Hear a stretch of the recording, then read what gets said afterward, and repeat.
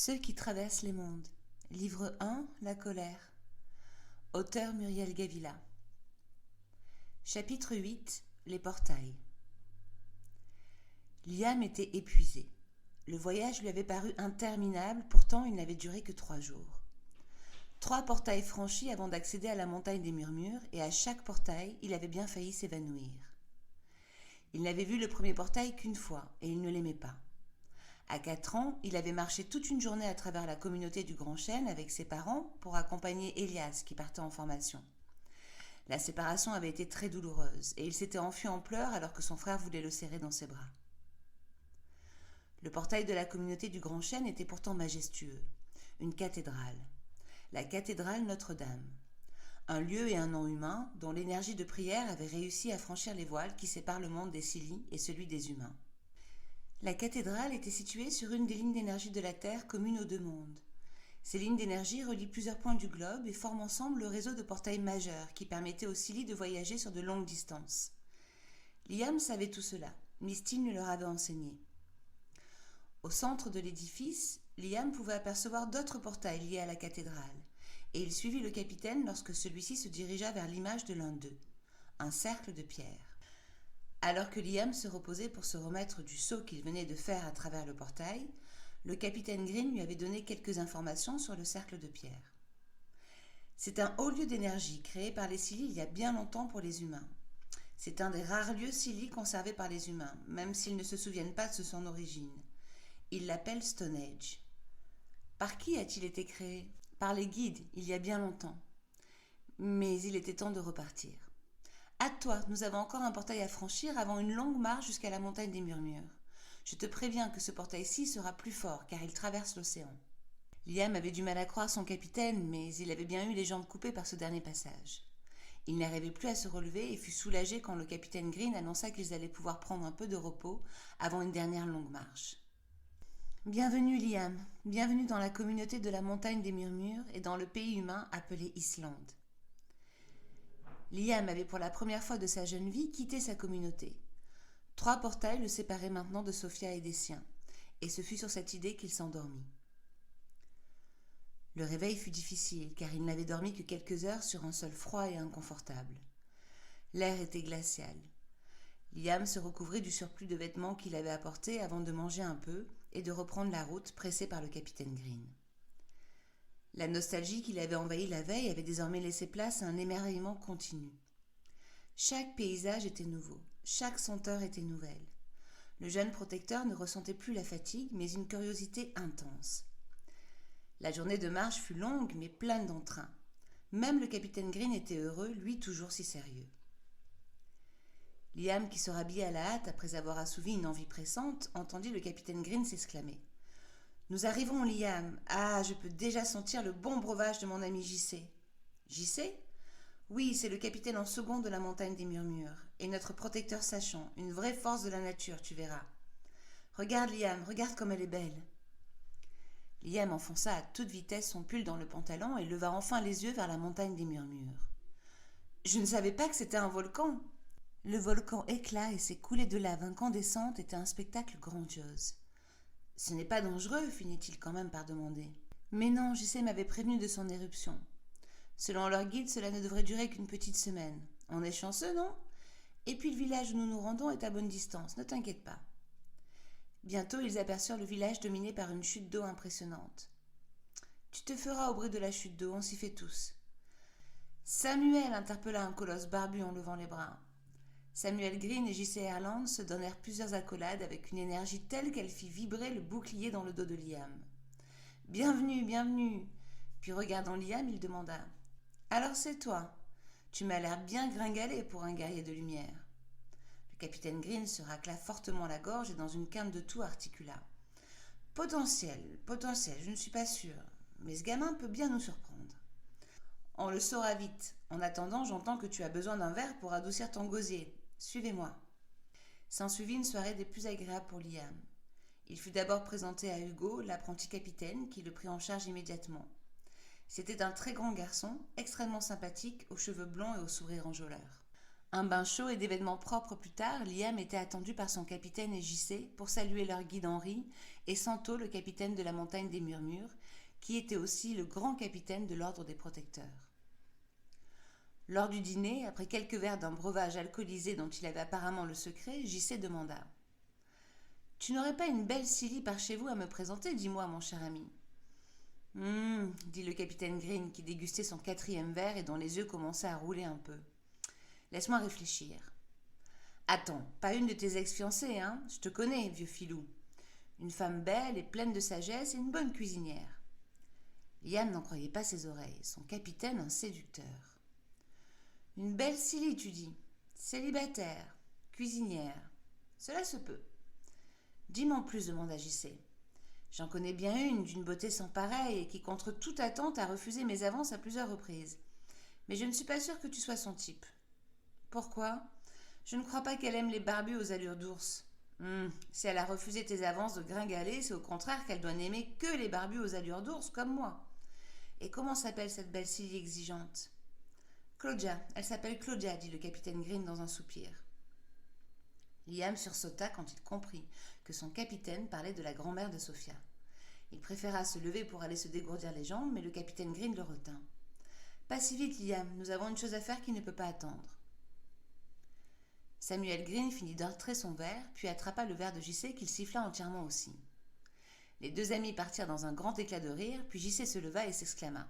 « Allez, allons voir si ton gamin est un vrai guerrier. » Liam suivit les deux hommes jusqu'à la chute d'eau. JC s'éclipsa quelques minutes et revint avec une grande planche de bois. Ils la levèrent au-dessus de leur tête et franchirent ainsi la chute d'eau sous le clair de lune sans être mouillés. Ils se retrouvèrent dans une petite grotte assez grande pour 5 Silly. JC posa la planche et sortit une petite boule de feu d'un étui pour éclairer les 2 torches situées de part et d'autre de la grotte. « Efficace, ces petites boules de feu, dis-moi. J'adore ton nouveau gadget. »« Oui, c'est une idée à moi. J'en ai parlé à notre Silly de la joie et après quelques essais, nous avons réussi à en fabriquer.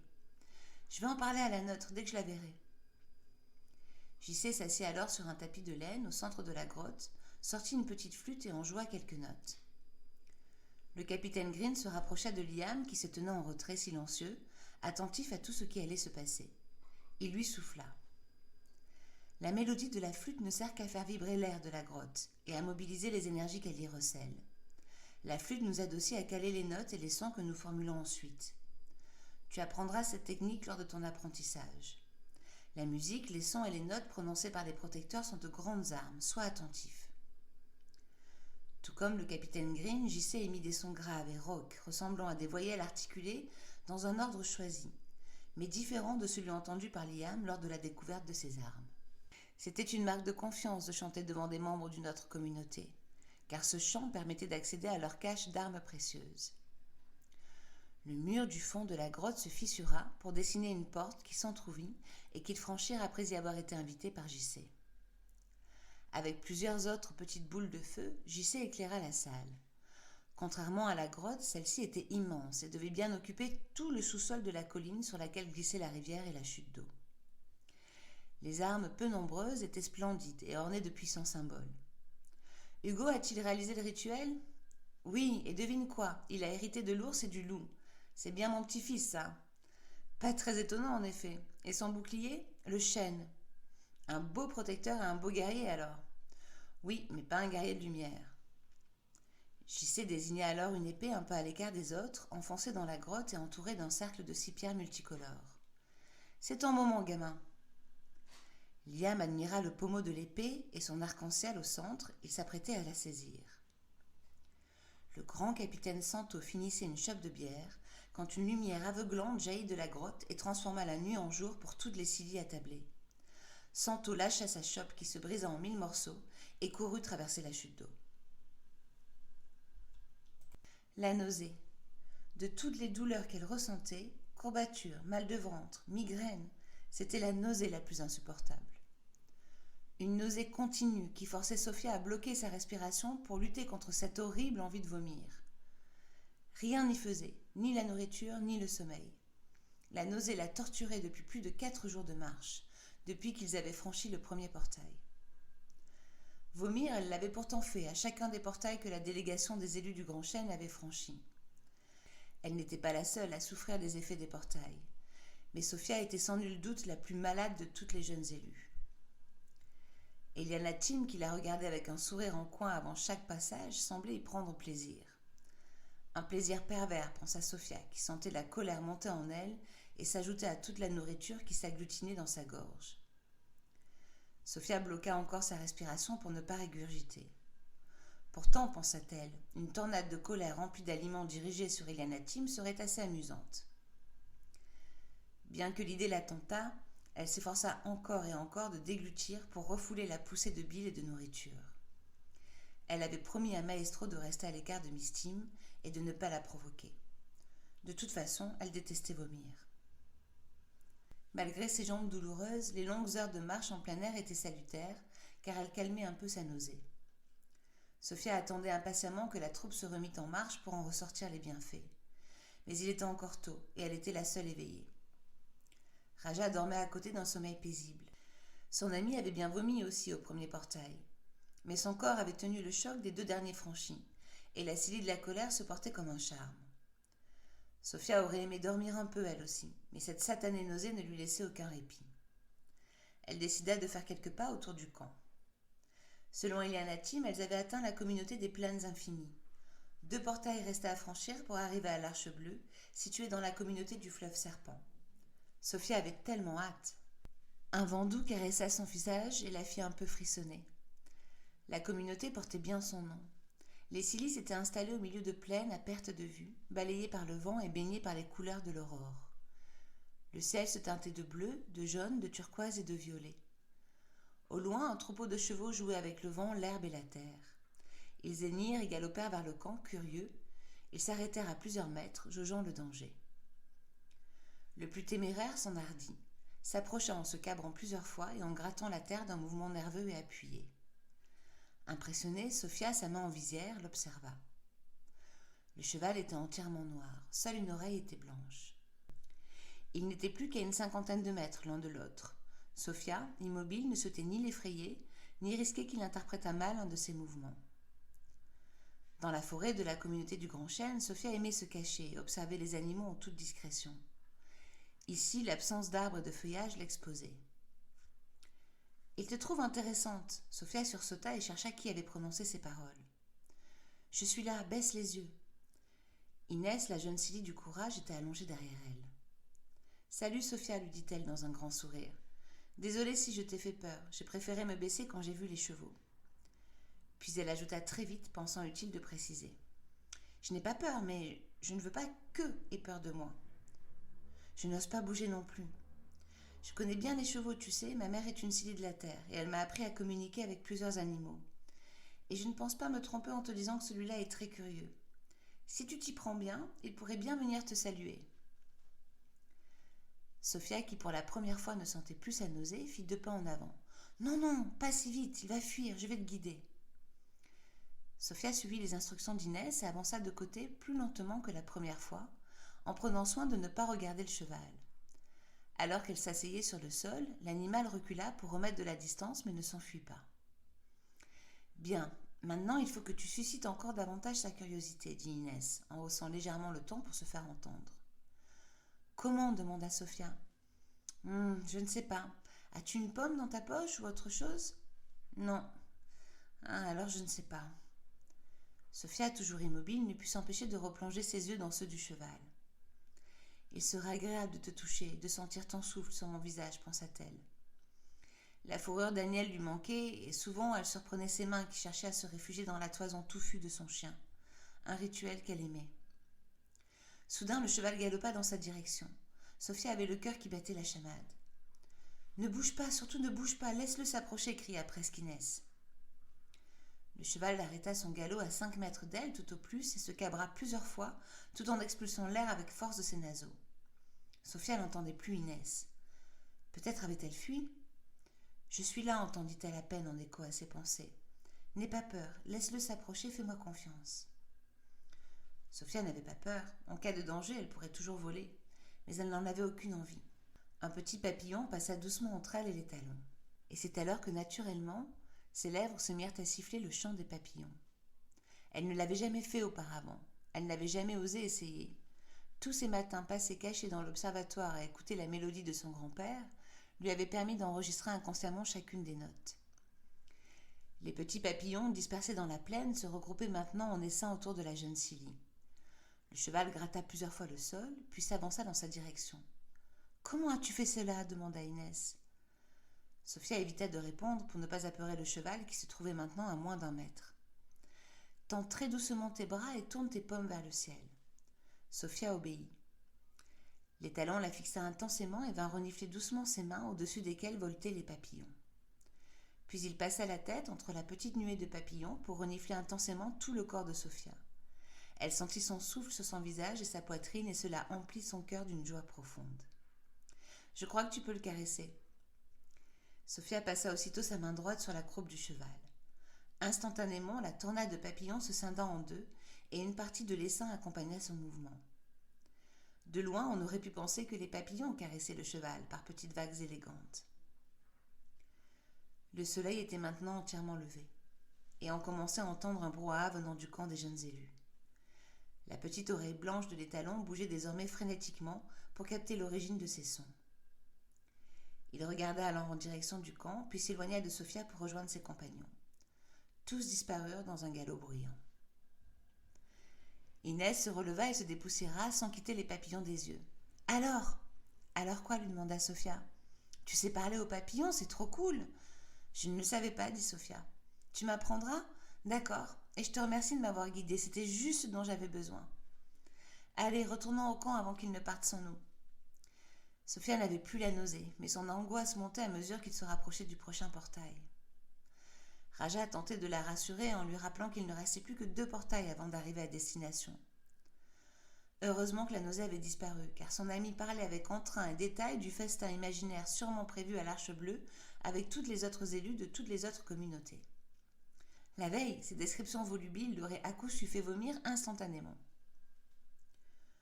Le groupe avait marché d'un bon pas toute la journée. Les séances de méditation et de guérison collective organisées 3 fois par jour par Cybèle et Julia aidaient à régénérer les corps, ainsi que leurs multiples onguents aux odeurs de menthe. L'excitation pouvait aussi se lire sur tous les visages. Tout était pressé d'arriver de découvrir leur maison pour les 3 années à venir. « Nous arrivons au portail, préparez-vous » annonça Valéria en regardant Sophia avec un sourire encourageant. Puis elle ajouta « C'est un petit portail, rien de comparable avec les autres, cela sera facile. » Une à une, les élus découvrirent le portail, une grotte souterraine abritant un petit lac. Pour le franchir, les consignes étaient claires, elles devaient plonger. Katia, la jeune Silly de la peur, était en tête pour illuminer leurs pas et Nadja, sa tutrice, fermait la marche. Arrivée au centre de la grotte, une légère ouverture laissait passer la lumière de fin de journée. Toutes se jetèrent dans l'eau verte, encouragées par Valéria. Sophia, qui désirait être seule pour respirer profondément avant de rentrer dans le tourbillon au centre du lac, plongea la dernière. À son grand étonnement, le passage fut de courte durée et sans secousse, et elle n'était pas du tout mouillée. Elle se releva donc facilement, avec un grand sourire et sans aucune nausée, puis courut rejoindre la troupe regroupée quelques mètres plus loin. « Viens voir, Sophia » lui cria Raja. Le groupe avait atterri au sommet d'une petite colline qui surplombait des figures tracées dans le sol. De là où elles étaient, elle pouvait apercevoir une sorte d'araignée, un arbre et un oiseau. Inès distingua aussi des mains. Avec cette lumière, il est difficile d'apercevoir toutes les lignes et les dessins. Mais vous en découvrirez d'autres demain au lever du jour et lors de la dernière marche. Nous arriverons demain midi à l'Arche Bleue après avoir franchi le tout dernier portail. La nuit fut extrêmement paisible et Sophia put enfin profiter d'un sommeil réparateur, le premier depuis le début de leur voyage. Le réveil fut difficile et Raja dut la secouer plusieurs fois pour qu'elle daignât ouvrir les yeux. Sophia avait rêvé de Liam, entouré d'une lumière éclatante et d'une épée à la main. Elle avait encore cette image forte en tête et le souvenir d'avoir été trop impressionnée pour l'approcher. C'était un rêve mitigé, mais elle décida de ne garder à l'esprit que la beauté de Liam illuminée. Toutes les autres élues et leurs tutrices avaient déjà refait leur pactage, et Julia avait éteint d'un simple geste le foyer allumé par les Silly de la joie, Anaïs et Iris. Il était temps de méditer avant de franchir les derniers kilomètres. La méditation fut plus longue que d'habitude et les sensations de picotement plus intenses. Il s'agissait de bien réparer les corps avant d'arriver à l'Arche Bleue. Le trajet fut léger et plein d'entrain, avec la découverte des nombreuses autres figures tracées dans le sol. Cybèle expliqua aux filles qu'il s'agissait de tracés réalisés par les guides, les Scillies de l'amour et les humains. Plusieurs centaines d'années auparavant, les Scillies avaient aidé les humains à renforcer leur lien avec la nature et notamment avec l'eau, élément précieux dans cette région. Les formes artistiques sur des monuments anciens humains étaient souvent le signe d'intervention des Scillies de l'amour, mais pas toujours, avait ajouté Cybèle. Plusieurs élus furent intrigués par la présence des guides dans le monde des humains, mais aussi par le fait que les Scillies de l'amour se fussent rendus visibles aux hommes. La tutrice de Julia regarda Sophia et n'osa pas expliquer comment et pourquoi les guides n'eurent plus le droit d'intervenir dans le monde des hommes. Les questions affluaient et Cybèle botta en touche en intimant à toutes d'accélérer le pas, car elles trouveraient bientôt des réponses à toutes leurs questions lors de leur formation. « Regardez devant vous les filles, nous sommes arrivées » cria Valéria pour se faire entendre. Toutes purent voir le dernier portail, il s'agissait d'une pyramide immense. « Nous allons nous arrêter quelques secondes. » La marche n'avait pas été longue, le soleil était à son zénith et la pyramide était proche. Aucune ne comprit cet arrêt soudain. Toutes étaient impatientes de s'approcher du portail et surtout de le franchir pour terminer leur voyage. Ce lieu est très fréquenté par les humains. Leurs ancêtres ayant beaucoup côtoyé nos sœurs et frères dans des temps anciens, l'énergie est plus élevée ici que dans d'autres parties du monde. Nous devons donc prendre des précautions, car certains humains peuvent sans s'en rendre compte avoir franchi les voiles. Comme vous n'êtes pas encore capable de vous rendre invisible, nous allons former un cercle d'invisibilité, le temps de traverser le portail. Katia et sa tutrice s'avancèrent au centre. Les autres tutrices firent un second cercle autour des élus. Elles levèrent les bras et frappèrent fortement leurs mains jointes en prière au-dessus de leur tête. Les jeunes élus durent couvrir leur visage pour éviter de recevoir la poussière qui se soulevait du sol dans les yeux. « C'est fini, restez bien groupés au centre et avancez maintenant. » Elles étaient désormais invisibles à l'œil de toutes les personnes extérieures au cercle. Cette précaution n'avait pas été vaine. Dans la pyramide, les Scillies croisèrent quelques humains, et pour toutes les jeunes élues, sauf pour Sophia et Raja, c'était la première fois. La pyramide elle-même avait perdu tout son intérêt. Ils sont petits. Tous ne le sont pas, mais ceux-là oui. Qu'est-ce que cette machine qui pend à leur cou? Un appareil photo. Et que fait celui-là? Il peut nous entendre, on dirait. Il prie, et non, il ne peut pas vous entendre. Si, il regarde vers nous. Il doit sentir notre présence, mais n'ayez pas peur, il ne peut pas vous voir ni vous entendre. Les tutrices répondirent à tour de rôle aux multiples questions qui fusaient. Eliana Tim cependant s'impatienta et réprimanda l'ensemble du groupe en leur ordonnant de se taire. C'est la première fois qu'elle croise des humains. Il est bien normal qu'elle pose autant de questions et nous devons y répondre. Cela fait partie de notre mission et de leur apprentissage. Vous n'êtes pas obligé de leur répondre si cela vous ennuie. Valéria avait répondu sèchement à Eliana Tim. Raja admira la fermeté de sa grande sœur, ce qui ravit Sophia. Elle espérait que ces mois passés ensemble à l'Arche Bleue rapprocheraient les deux sœurs et rendraient heureuse son amie. Eliana Tim serra les poings mais ne dit mot. Elle savait qu'elle avançait désormais en terrain glissant. Elle devait faire profil bas si elle voulait remplir une partie de la mission que lui avait confiée Cyrto. L'aider à se rapprocher de l'ordre des élus et jouer le rôle d'intermédiaire. Ils avaient besoin que les élus ne s'opposent pas à la réalisation de leur plan ambitieux. « Bien sûr, Valéria, je suis un peu fatiguée, voilà tout. Vous avez raison, les filles ont besoin d'apprendre et j'espère que je pourrai contribuer à cet apprentissage. » Rêve toujours, pensa Valéria. Dana ne te laissera jamais rester parmi nous. Et elle sourit intérieurement à l'idée certaine de voir Eliana Tim refaire tout le chemin en retour dès le soir même. Après avoir arpenté les allées de la pyramide, la troupe se rassembla au sommet. « Nous y sommes, annonça Cybèle.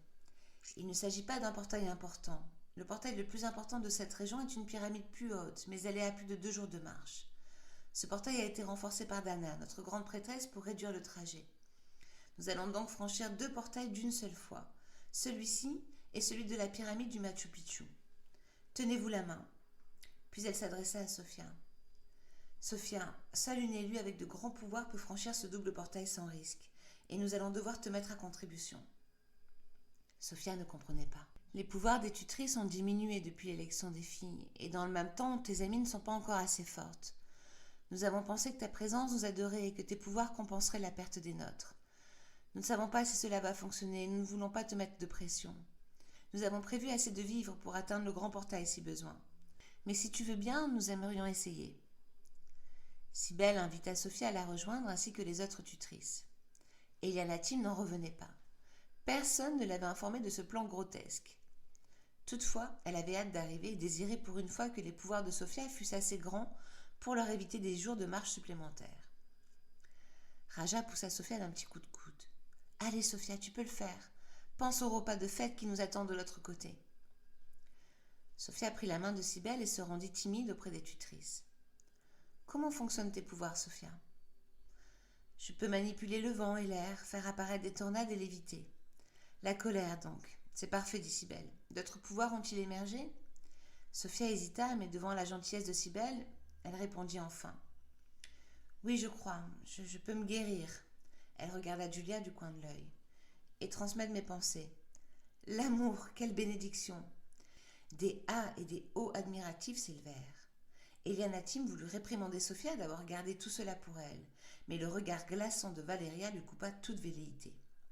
Les informations n'étaient cependant pas tombées dans l'oreille d'une sourde, et elle en informerait Cyrto à la première occasion. « Bien, Valéria et moi allons donc nous joindre à toi pour ouvrir le double portail. » En joignant leurs mains, Cybèle et Valéria formèrent un cercle autour de Sophia. « Ferme les yeux, imagine-toi dans ton temple près de la statue. » Mentalement, Sophia se plaça au centre des 2 ailes blanches du temple de la sagesse. Ressens maintenant chacune des 6 émotions et laisse-les t'envahir en te concentrant sur la colère et l'amour. Cela prit quelques minutes à Sophia pour faire jaillir chaque émotion, mais quand elle s'arrêta sur l'amour, l'étreinte de Cybèle se raffermit et elle put sentir une chaleur intense l'envahir. La troupe vit alors une bulle d'eau immense recouvrir les 3 ciliés. Sophia finit par la colère, qui vint vite et intensément. La bulle d'eau se transforma alors en tornade immense. Dans le monde des hommes, des touristes ébahis regardèrent une tornade d'eau jaillir au sommet de la pyramide de Kaouachi. Les plus éveillés crurent même apercevoir des silhouettes de femmes se jeter dans la tornade. Mais la vision ne dura que quelques secondes et fut attribuée à un phénomène météo exceptionnel. Les élus et les tutrices de la communauté du Grand Chêne étaient passés et admiraient maintenant le site de l'Arche Bleue. Exténuée, Sophia se releva avec peine. Cybèle vint l'aider. « Merci, Sophia. Tes pouvoirs sont grands et précieux, n'en doute jamais. »« Bienvenue, dirent 2 belles et grandes femmes à l'ensemble du groupe. Nous vous attendions, vous êtes les premiers. » Puis elles s'écartèrent et laissèrent apparaître une femme de petite taille qui ouvrit grand les bras pour accueillir les tutrices une par une. Les étreintes pour chacune durèrent longtemps, et les jeunes élus durent patienter sans rien dire, spectatrices de ces effusions de tendresse. Toutes avaient compris qu'il s'agissait de Dana, la grande prêtresse. Les tutrices comblées laissèrent Dana s'approcher des jeunes élus et les détailler une à une. Elle prit la main de chacune en prononçant leur nom et leur émotion, ce qui les étonna. Sophia était restée en arrière, ayant eu du mal à se relever après le passage des 2 portails. Elle fut donc la dernière à être saluée par Dana. « Bonjour Sophia, Cili de la sagesse, dit Dana. Ta confrérie d'âmes t'accueille avec bonheur et dévotion. Considère l'Arche Bleue comme ta maison, nous tous comme ta famille, et moi, Dana, prêtresse de l'ordre des élus, si tu le veux bien, comme ta sœur. » Et sur ces dernières paroles, elle lui tendit la main. Sophia fut déconcertée par ces mots de bienvenue, et n'osa pas bouger.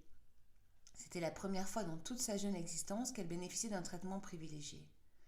Dana reprit alors. « Tu n'as qu'à prendre ma main, Sophia, rien d'autre n'est attendu de toi aujourd'hui. » Sophia se rendit compte qu'elle était en train de manquer de respect à la grande prêtresse et saisit immédiatement la main qu'on lui tendait. « Pardon, je suis désolée, dit-elle confuse. »« Ce n'est rien, vraiment rien, répondit Dana, en la fixant d'une manière si intense et bienveillante que Sophia sentit son cœur se réchauffer. La grande prêtresse lâcha la main de Sophia et se tourna vers le dernier membre de la troupe. « Bonjour, Eliana. Vous avez fait un long chemin. J'imagine qu'il y a une raison impérieuse qui justifie votre venue dans ce lieu sacré et qui ne pouvait pas être réglée par voyage astral. » Le ton de Dana était direct, bien que poli. « Oui, merci. Il y a une raison en effet. Pas maintenant, si vous voulez bien. Laissons les jeunes élus découvrir leur dortoir, se rassasier et se reposer. Je vous attendrai après votre déjeuner dans la grande salle du conseil. En attendant, considérez-vous comme la bienvenue. » Tout le monde avait relevé le mot « en attendant », car la grande prêtresse l'avait distinctement articulé. « Bienvenue, bienvenue à toutes. Vous êtes les premières et bientôt vous serez rejointes par les autres délégations, et notre famille sera au complet. J'en suis très heureuse. Profitez de cette journée de repos, l'Arche Bleue vous salue. » Les cascades qui les entouraient redoublèrent alors d'intensité et le remous de l'eau forma un énorme arc-en-ciel juste au-dessus d'une grande arche bleue en pierre au centre de toutes les cascades. Dana sourit devant les regards ébahis des apprentis, puis adressa un hochement de tête aux tutrices et un second directement à Valéria. Les tutrices demandèrent alors aux jeunes élus de les suivre. « Vous aussi, Eliana, dit Valéria. Je vais vous conduire personnellement aux appartements des invités afin que vous puissiez vous reposer avant le déjeuner. » Alors que les filles admiraient les cascades, Raja se colla à Sophia et lui souffla à l'oreille. « Dis donc, tu es une étoile !» Sophia tout sauta gênée. Raja reprit alors de manière plus subtile. « Ça fait du bien, non, d'être enfin la bienvenue. Je suis heureuse pour toi, Sophia. Heureuse que tu sois vue comme je te vois moi depuis que nous sommes les meilleures amies du monde. D'ailleurs, n'oublie pas que c'est moi la meilleure amie de la grande scie de la sagesse, hein ?»« Impossible, dit Sophia en embrassant Raja. Impossible de l'oublier. Sans toi, je serais trop malheureuse. »« Tu crois que ton statut particulier nous permettra d'avoir une double ration au déjeuner ? Ou mieux encore, dit-elle avec plus d'entrain encore, un accès illimité aux cuisines. » Raja, Sophia et les autres élus furent conduites au dortoir.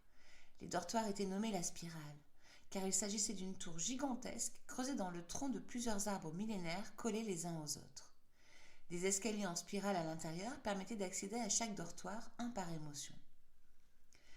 Chaque émotion a son dortoir, situé à un niveau différent de la spirale. Il n'y a aucune hiérarchie, les émotions sont placées en fonction de leur élément. Alors qu'elle parlait, Cybèle invitait les filles à faire l'ascension de la spirale avec elle. D'abord la tristesse et son élément la terre. Montant encore plusieurs marches, elle reprit. Puis la peur avec la pierre, l'amour au centre de la spirale avec l'eau, le courage avec les végétaux, la joie avec le feu et enfin la colère avec l'air. Les filles arrivèrent tout en haut. Au début de votre formation, vous serez regroupés par émotion afin que la proximité avec vos sœurs et frères d'armes fasse progresser vos pouvoirs propres. Ensuite, vous pourrez vous mélanger comme il vous semblera. Maintenant, jetez un œil vers le bas. Toutes les élues regardèrent en bas et virent ainsi comment l'ensemble des dortoirs colorés formait une belle spirale arc-en-ciel. C'était très beau. Au centre de la spirale, elles aperçurent une bulle transparente qui reflétait les couleurs. Vous n'aurez pas besoin de monter tous les escaliers. Cette bulle vous conduira immédiatement à votre dortoir. La bulle ne devrait vous emmener que vers l'émotion et la place qui est la vôtre. Pourtant, elle risque de vous conduire à un autre dortoir si elle sent la présence plus forte d'une autre émotion. Prenez donc bien le temps de calmer vos esprits avant de l'utiliser, sinon préférez les escaliers. Et Cybèle de sourire de son petit avertissement, se remémorant sa mésaventure personnelle. Pendant toute une semaine, la bulle l'avait conduite au dortoir de la colère, après une dispute avec sa meilleure amie. Mais les élus n'étaient en aucun cas fascinés par la bulle et ses pouvoirs. Elles avaient toute une autre question sur les lèvres, que Julia osa enfin poser à sa tutrice. « Cybèle, tu parles aussi de nos frères d'âme. Y a-t-il des élus garçons ?» Cybèle rit de bon cœur. « Oui, des tas, les garçons peuvent aussi être élus. Vous en verrez plein demain. Seule la communauté du Grand Chêne, la nôtre, maintient la distinction entre les filles et les garçons. Nous ne savons pas pourquoi, mais c'est ainsi. Cela tient sûrement au mode d'instruction et d'éducation plus, disons, conservateur, qui oriente dès leur naissance les garçons vers l'ordre des protecteurs et les filles vers celui des élus. Mais rien n'est sûr. » Une excitation palpable se sentit parmi les filles.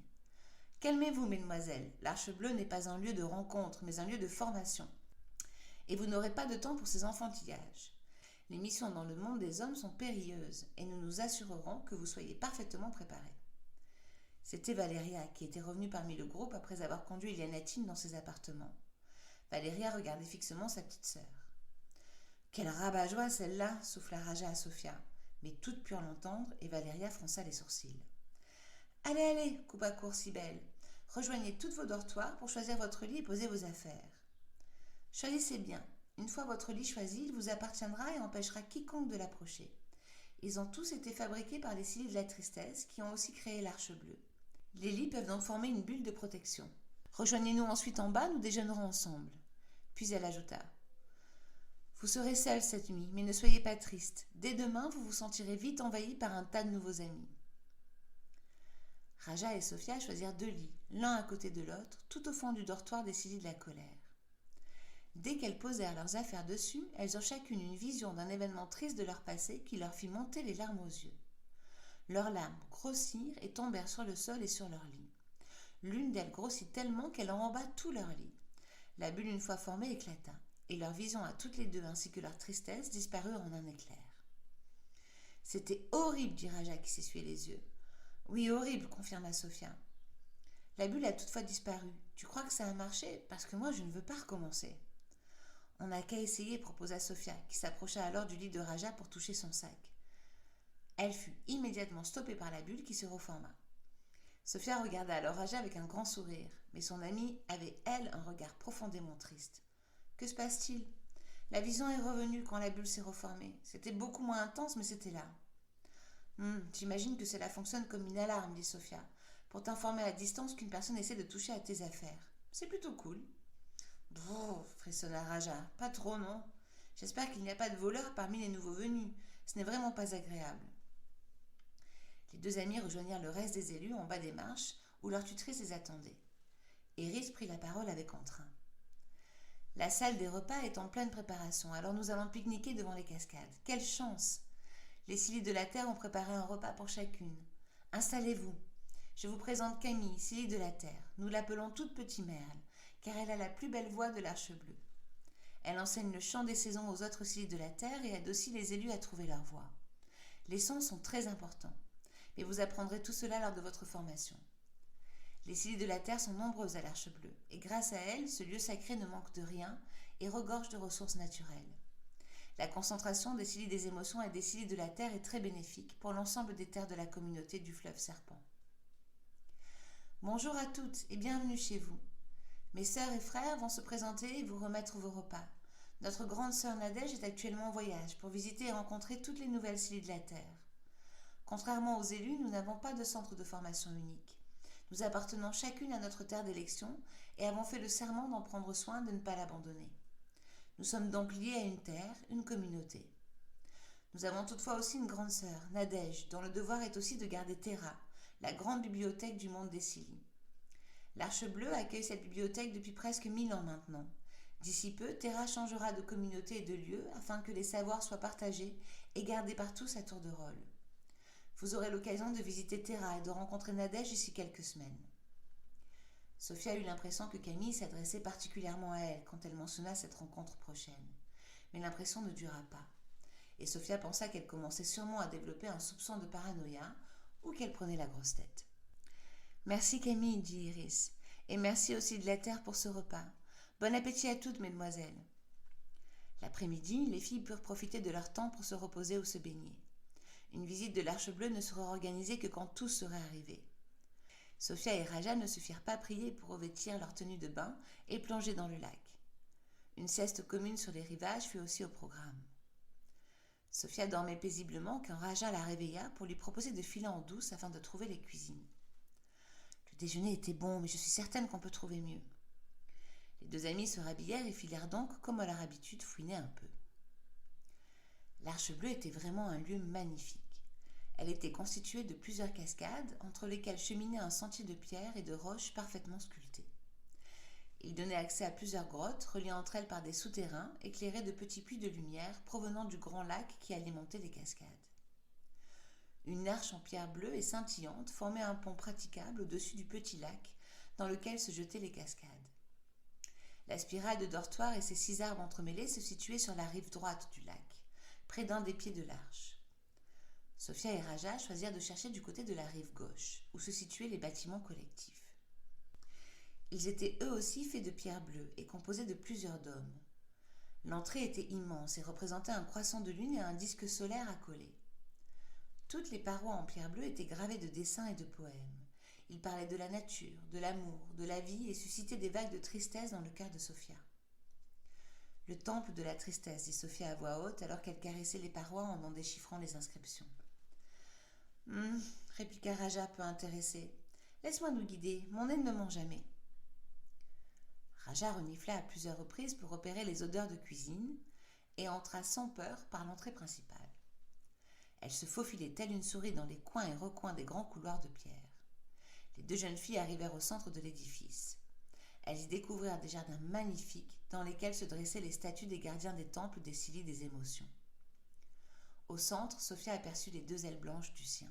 « Aniel, pensa-t-elle, Aniel me manque. »« Par ici, dit Raja, suis-moi !»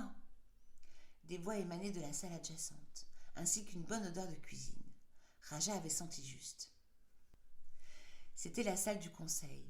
En y jetant un œil rapide et discret, Sophia vit Dana assise au milieu de toutes les tutrices de la communauté du Grand Chêne et Eliana Tim au centre, debout. « Je ne peux pas accéder à votre requête, Eliana. La formation des élus est sacrée et réservée aux seuls élus. Je ne demande pas à être formée comme une élue, mais seulement à pouvoir rester quelque temps parmi vous afin de continuer mon chemin vers la lumière et de visiter Terra. Ces ressources sont précieuses pour ma mission d'instructrice.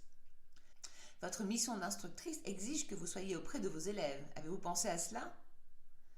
Ce ne serait que pour quelques semaines, répondit Eliana d'un ton mielleux. Les traits de la prêtresse étaient détendus, mais quand elle ouvrit la bouche, elle jeta. Eliana ne jouait pas à ce petit jeu. Je sais pertinemment pourquoi vous demandez à rester parmi nous cette année en particulier, et alors que vos élèves vous attendent et que les savoirs de Terra vous sont, comme vous le savez très bien, accessibles via les scellés de la terre de votre communauté.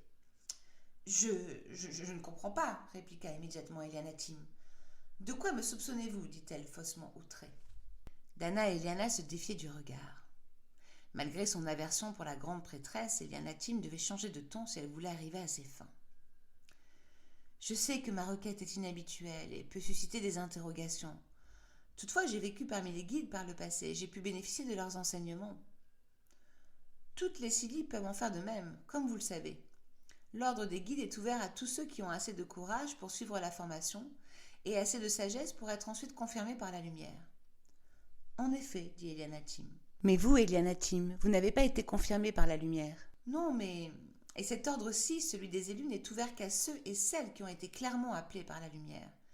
Bien entendu, mais je respecte le chemin d'apprentissage que vous avez décidé de poursuivre, malgré votre manque de sagesse évident. Comment osez-vous ? Je n'ose rien, je ne fais que dire ce qui a été révélé par la lumière dont je suis un des serviteurs.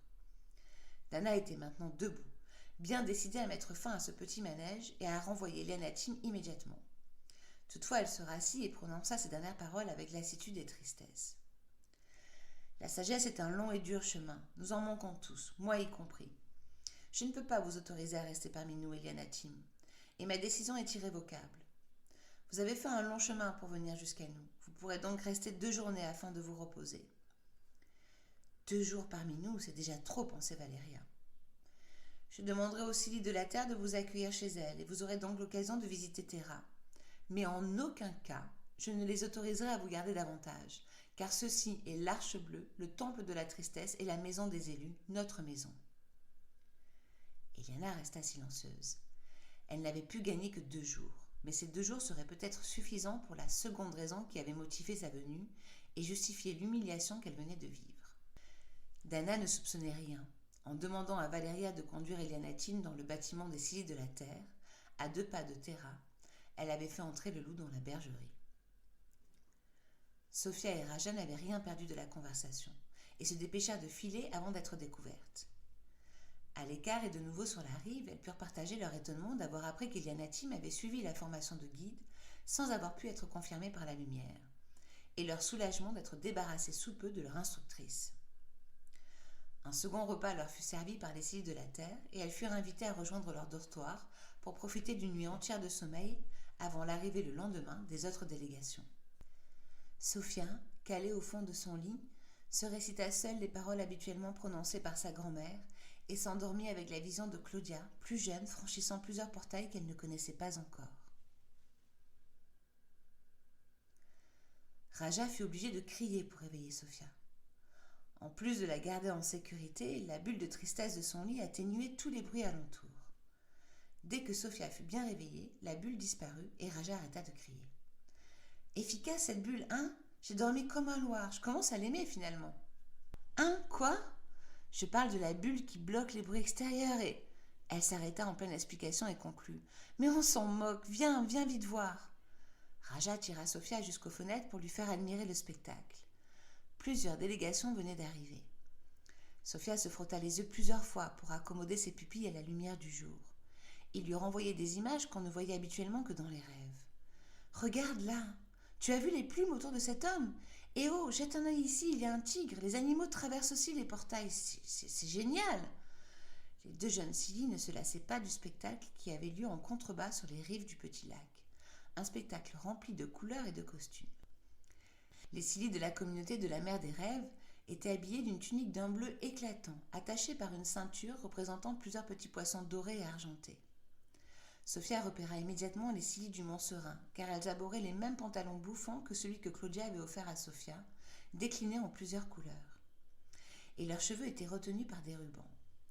Un tigre était tranquillement assis au pied de l'une d'entre elles. La communauté de la Terre de Feu était impressionnante.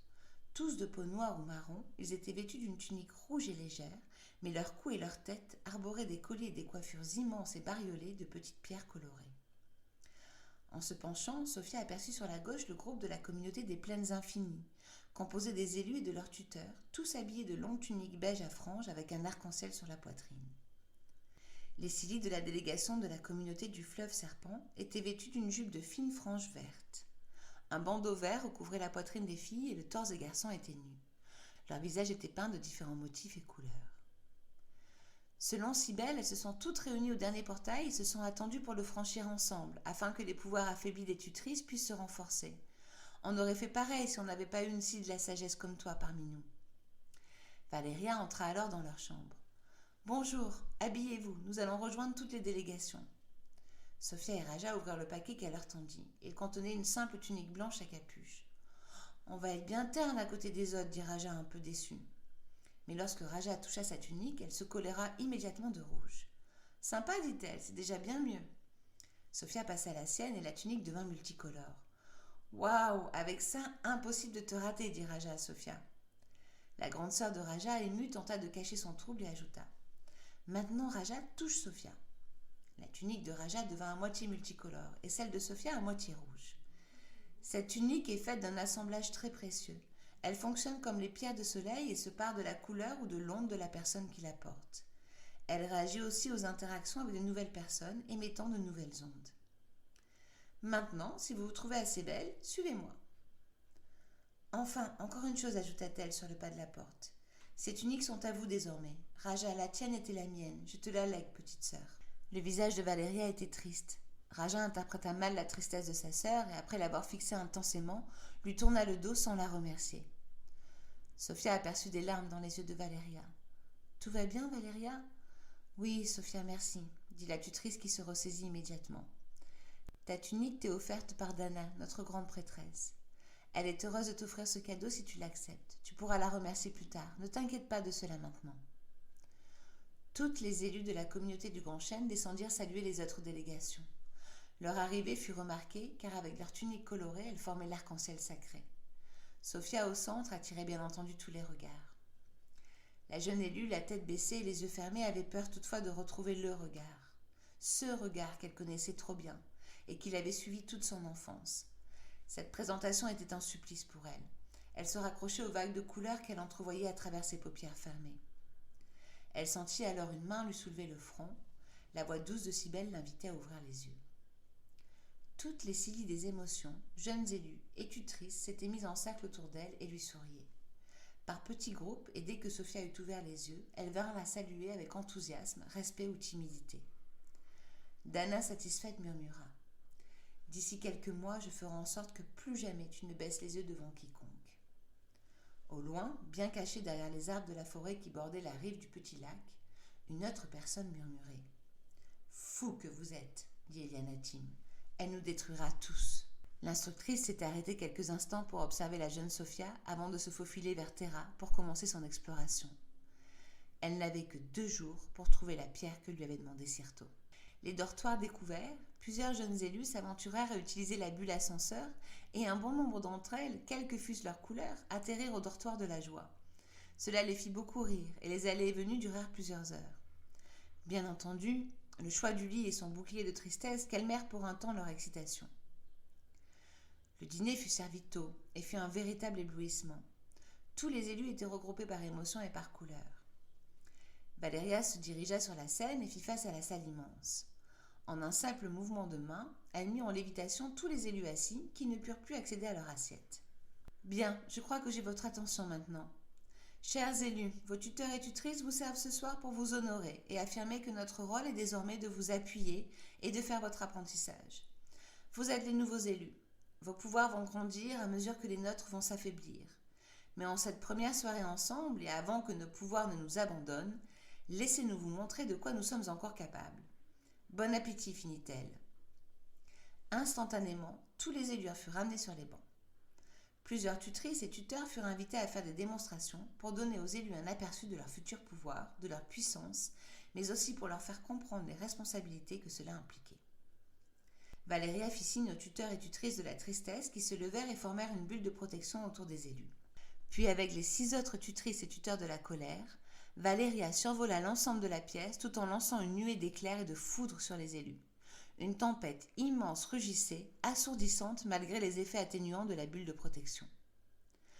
Lorsqu'elle se calma, une grosse tornade manipulée par les cils de la colère cracha plusieurs boules d'énergie en direction de l'assemblée avant de disparaître. Alors, les tuteurs et tutrices de la peur se levèrent, puis dirigèrent leurs mains vers les boules de lumière. Ces dernières furent stoppées dans leur course, disparurent, puis réapparurent en restant statiques dans l'air et toujours sur le contrôle des cils de la peur. Les cils du courage se mirent alors en action et à une vitesse surprenante tournoyèrent autour des bulles de lumière pour les rassembler au-dessus du dôme de protection. Tous les élus étaient impressionnés et regardaient les boules d'énergie crépiter, tel un soleil au-dessus d'elles. Soudain dans leur tête, des voix murmurèrent. Le soleil est une des manifestations visibles de la lumière. Il est sa principale incarnation dans le monde matériel. Sa sœur est la lune, qui reflète elle sa lumière la nuit, afin de toujours nous guider même dans l'ombre. C'étaient les cils de l'amour qui utilisaient leur pouvoir de télépathie. Elles usèrent ensuite de leur pouvoir de télékinésie pour disperser les boules d'énergie. Soudain, la salle devint sombre et des milliers d'étoiles apparurent. Les boules d'énergie devinrent une belle lune ronde et blanche. Puis la nuit laissa de nouveau doucement la place au jour et la pluie vint frapper le dôme illuminé des couleurs du soleil levant. Les cils de la joie manipulaient les esprits et les remplissaient de visions merveilleuses.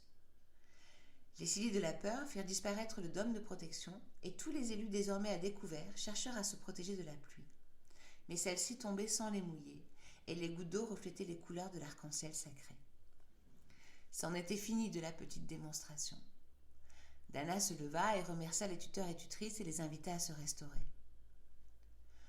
Toutes ces facultés dont vous venez d'avoir la démonstration sont un don de la lumière, mais nécessitent un long apprentissage et un vrai voyage intérieur pour chacune et chacun d'entre vous. Ce voyage commence dès demain et durera 3 années. Nous vous accompagnerons au mieux. Vous passerez vos premiers mois d'apprentissage, y compris vos nuits et vos repas collectifs entre frères et sœurs de la même couleur, de la même émotion, afin que cette proximité développe vos pouvoirs propres. Dans 6 mois, et comme le veut la tradition, nous irons tous à la fête de Brida. Vous serez présentés aux guides et protecteurs ainsi qu'à toutes les Cili présentes et nous prendrons connaissance des oracles. À notre retour, celles et ceux qui auront déjà ressenti l'appel devront commencer leur mission, quel que soit le stade de développement de leur pouvoir. Demain, nous procéderons à la cérémonie du secret, puis à l'appel de vos temples. Soyez toutes et tous bénis par la lumière. Dans 6 mois, Sophia reverrait Claudia, Maestro, Liam et Max. Et dès le lendemain, si elle avait bien compris, elle reverrait Aniel. Ce n'était pas long à attendre. Ici, elle se sentait bien. Sophia sourit à Raja et dévora son repas, le cœur léger et l'esprit tranquille. Depuis son arrivée, elle n'avait plus pensé à la prophétie, à la collision des mondes et à la guerre qui s'annonçait.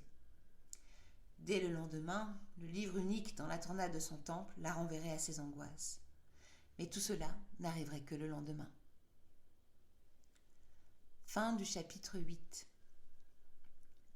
Retrouvez les autres chapitres en podcast sur ceuxquitraversent-les-mondes.fr et commandez le livre en format Kindle ou broché sur Amazon. À bientôt!